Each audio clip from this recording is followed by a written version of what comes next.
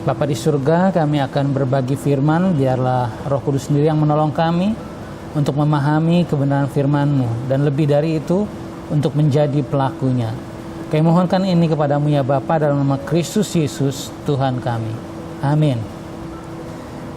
Bapak Ibu, kali ini saya mau membawakan sebuah perenungan berjudul Di Manakah Engkau?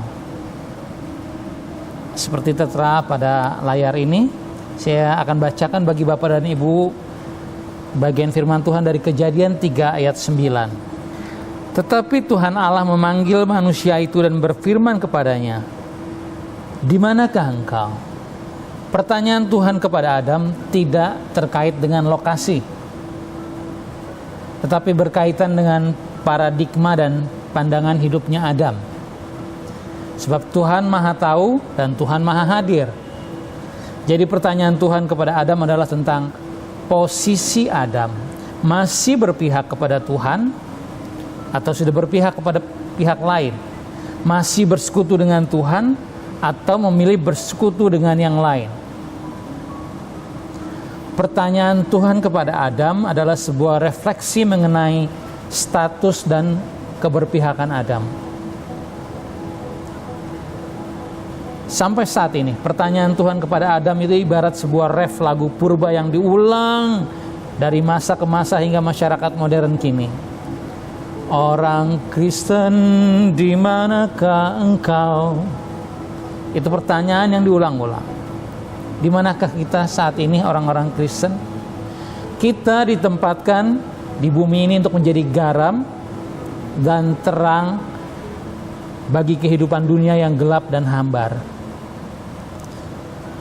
Orang Kristen yang bersembunyi di bawah gantang telah mengingkari panggilannya.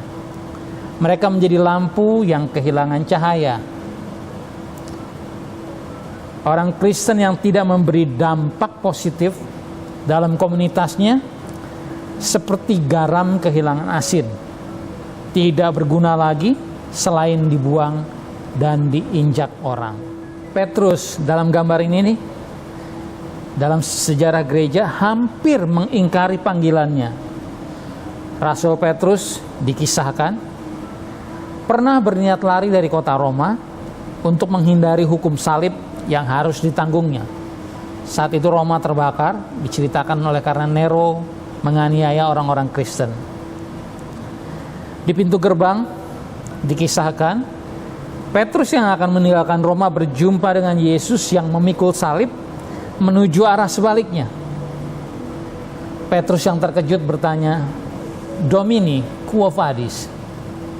Tuhan, hendak kemana? Yesus menjawab, "Aku hendak ke Roma untuk disalibkan kembali." Bapak Ibu tahu dalam kisah ini dikatakan Petrus membatalkan niatnya. Ia kembali untuk memberi inspirasi dan motivasi bagi jemaat Tuhan yang teraniaya. Petrus bahkan kemudian menjadi martir.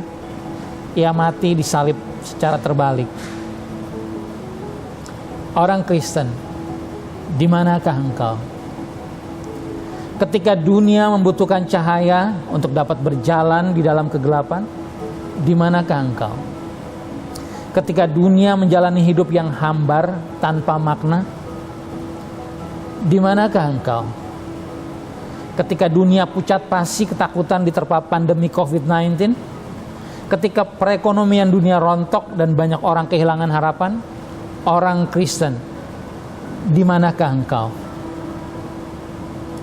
Yesus adalah terang dunia. Ia air hidup. Ia roti hidup. Ia gembala yang baik. Ia jalan, kebenaran, dan hidup.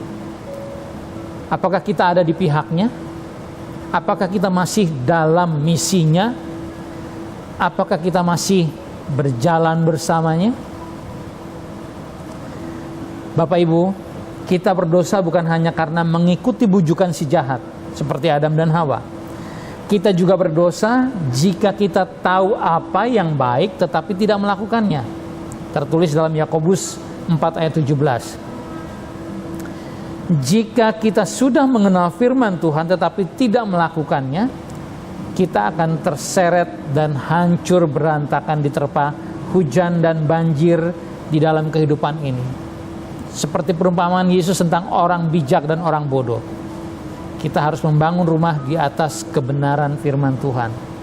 Itu tertulis dalam Matius 7 ayat 24 sampai 27. Orang Kristen, di manakah engkau? Berpihaklah kepada Tuhan. Kita berdoa. Bapa di surga, sekali lagi kami diingatkan terus. Ketika engkau bertanya kepada Adam, itu juga menjadi pertanyaan buat kami. Di manakah kami saat ini? Apakah kami masih ada dalam misi Tuhan, berjalan bersama Tuhan, bersekutu dengan Tuhan, atau kami terseret dalam arus kehidupan ini, tidak tahu harus mengerjakan apa-apa, bahkan kami menjadi bagian dari dunia ini, tidak memberi dampak positif, menjadi garam yang tidak asin lagi, menjadi pelita yang tidak bercahaya lagi. Tolong kami Tuhan, mampukan kami biar Roh Kudus bekerja di dalam hidup kami, menjadikan kami alat berkat-Mu bagi dunia ini. Dalam nama Kristus Yesus kami mohonkan ini kepada Bapa di surga. Amin.